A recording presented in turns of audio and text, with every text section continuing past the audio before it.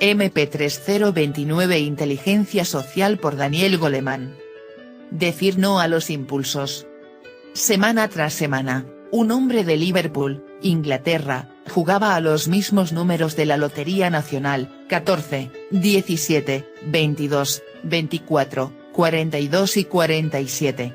Un buen día, mientras contemplaba las noticias en la televisión, se enteró de que esa misma secuencia había obtenido el premio de 2 millones de libras, pero entonces se dio cuenta de que, por primera vez, había olvidado echar a tiempo su boleto y, abrumado por la desesperación, acabó suicidándose. Esta tragedia aparece citada en un artículo científico sobre el remordimiento que se deriva de una decisión equivocada. Esos sentimientos se originan en la corteza orbitofrontal, despertando la punzada de recriminaciones y reproches que acabaron sacando de sus casillas a ese pobre jugador de lotería. Pero los pacientes que presentan lesiones en los circuitos de la corteza orbitofrontal carecen de ese tipo de sentimientos y jamás se lamentan, en consecuencia, de las ocasiones perdidas. La corteza orbitofrontal ejerce una influencia moduladora descendente sobre el funcionamiento de la amígdala, fuente de impulsos y oleadas emocionales ingobernables. Es precisamente por ello que, quienes tienen lesionados esos circuitos inhibidores, se comportan como niños que no saben reprimir sus impulsos emocionales y son incapaces, en consecuencia, de dejar de imitar el rostro de la persona con la que se encuentran. Y es que, al carecer de ese dispositivo de seguridad emocional, se encuentran a merced de las respuestas de la amígdala. Esos pacientes tampoco muestran la menor preocupación por errores sociales que atormentarían a otros.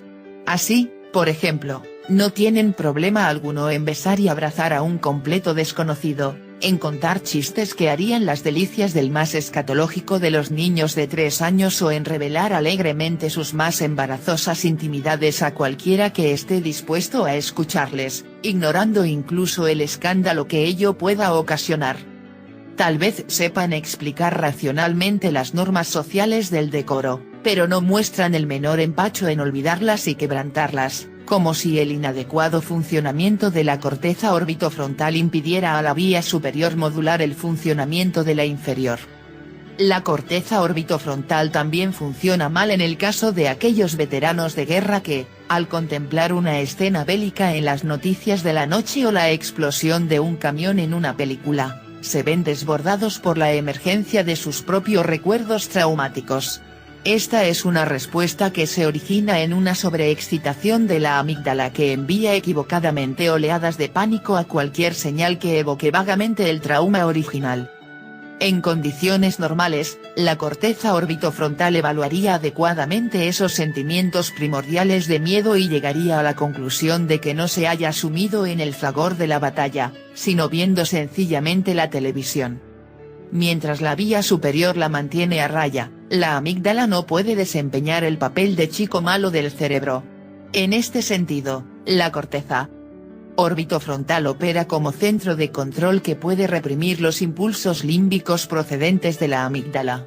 Así pues, cuando los circuitos de la vía inferior transmiten impulsos emocionales primordiales, como tengo ganas de gritar o estoy tan nervioso que quisiera salir corriendo, la corteza orbitofrontal los evalúa para tener una comprensión más exacta de lo que realmente está ocurriendo. Estoy en una biblioteca o esta no es más que la primera cita, y los modula en consecuencia, actuando como una especie de freno emocional.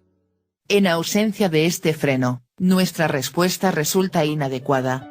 Veamos, por ejemplo, el caso de cierta investigación en la que estudiantes universitarios desconocidos acudieron a un laboratorio para conocerse virtualmente en un chat online, una investigación que puso de manifiesto que, cerca del 20% de esas charlas no tardaron en asumir tonalidades abiertamente sexuales y en las que no faltaron los términos explícitos, las representaciones gráficas y hasta las propuestas más desinhibidas. Cuando el experimentador que dirigió esa investigación leyó las transcripciones de las charlas se quedó atónito porque, cuando acompañó a los diferentes participantes a sus cubículos, todos ellos se habían mostrado muy respetuosos, comedidos y educados, algo que contrastaba profundamente con la desinhibición verbal mostrada en su conducta online. Es de suponer que ninguno de ellos se habría atrevido a zambullirse en una conversación tan manifiestamente sexual en el caso de haberse tratado de un encuentro cara a cara. La relación interpersonal directa nos permite establecer lazos y mantener un feedback continuo basado en las expresiones faciales y el tono de voz de los demás que nos dicen de inmediato si estamos bien o mal encaminados. Desde hace mucho tiempo, casi desde los mismos orígenes de Internet, se sabe que la conducta de los adultos que están conectados online es muy desinhibida. La vía superior nos ayuda a no transgredir ciertos límites, pero Internet carece del tipo de feedback que necesita la corteza orbitofrontal para mantenernos socialmente a raya. Página 81 de 341.